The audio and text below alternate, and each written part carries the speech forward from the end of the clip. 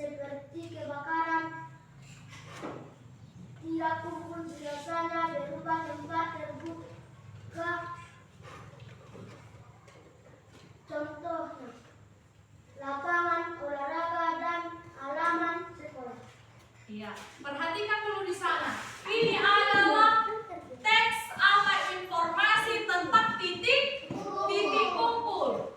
Titik kumpul ini adalah gambarnya, gambar informasinya. Gambar ini menjelaskan atau menginformasikan tentang titik kumpul saat terjadi bencana. Sudah? Saat terjadi bencana, saat terjadi bencana, kita dapat berkumpul di titik kumpul. Biasanya tempat ini, titik kumpul ini berada di lapangan olahraga atau halaman sekolah. Saat terjadi misalnya kebakaran, kita akan pergi ke titik kumpul.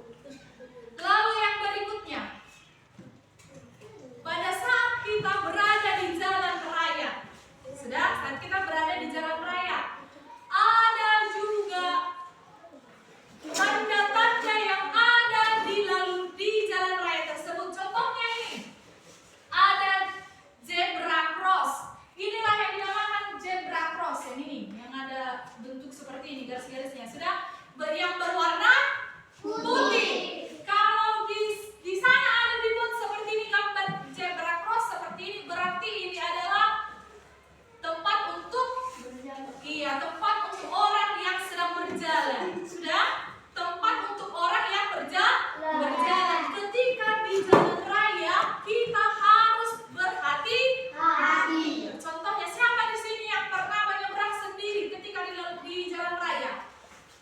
Turunkan tangannya. Bagaimana kamu saat menyeberang? Iya, bagus. Memperhatikan ke kanan dan kiri baru bisa menyeberang supaya tidak terjadi apa? Iya, kecelakaan. Sudah? Itulah fungsi dan arti dari zebra cross yang ada di jalan raya. Lalu saat di jalan raya ada juga tanda-tandanya.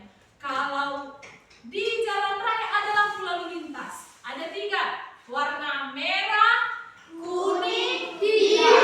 Kalau dia warna merah menandakan apa? Iya, bagus, berhenti. Yang kuning berhati-hati. Yang ketiga dia berjalan. Kalau dia sudah lampu hijau berarti itu menandakan kita berjalan. Itulah tanda-tanda yang ada di jalan raya. Kalau dibuatkan seperti ini, tanda seperti ini, zebra cross seperti yang tadi, itu menandakan apa? Iya, orang yang berjalan, penyeberangan untuk yang berjalan kaki. Sudah? Itulah kegiatan kita saat berhati-hati di jalan raya. Lalu saat di tempat umum. Pada saat di tempat umum kita juga harus berhati-hati. Contohnya apa saja tempat umum yang kamu ketahui? Mall. Atau pusat perbelanjaan, apa lagi? Taman bermain, pantai. Apa lagi? Gereja, tempat ibadah, sekolah. Iya, itu adalah macam-macam tempat. Iya. Ketika di tempat umum, kita juga banyak menjumpai tanda-tanda atau peringatan. Sudah? Tanda-tanda atau peringatan. Lalu di sini ada tanda peringatan yang sering kita jumpai di tempat umum. Bisa juga kita jumpai tanda-tanda atau peringatan itu di lebih satu tempat. Tidak hanya di satu tempat saja. Contohnya, awas licin. Bisa juga kita jumpai di kamar mandi. Contohnya di kamar mandi sekolah. Sudah?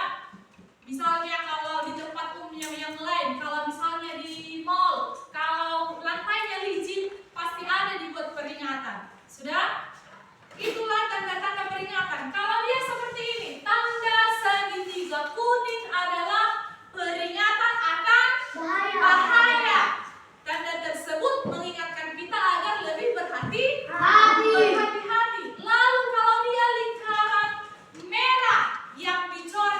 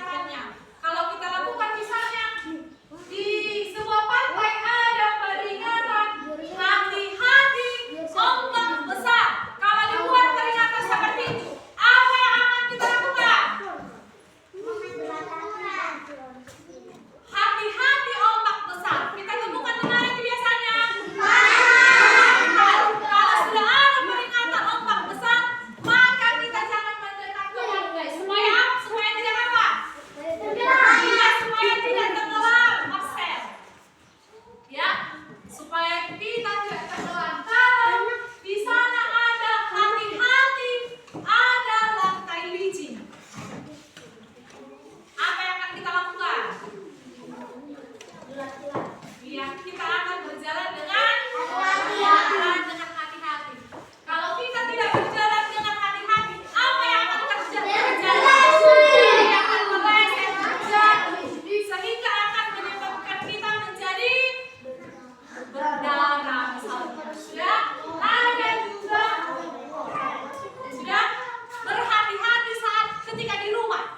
Kalau di rumah kita harus apa yang akan kita lakukan untuk berhati-hati? Mengunci pintu, tidak memainkan benda yang panas seperti pisau misalnya. Tidak sembarangan menyalakan api. Kalau sembarangan menyalakan api, apa yang akan terjadi? Makanya dimanapun kita berada, kita harus berkegiatan dengan apa? Hati-hati. Dilakukanlah itu. Jangan dihiraukan tanda-tanda peringatan atau informasi yang telah dibuatkan. Sudah mengerti? Ya, demikianlah pelajaran kita hari ini tentang berkegiatan hati-hati di mana saja, baik itu di rumah, di tempat umum. Sudah? Lakukan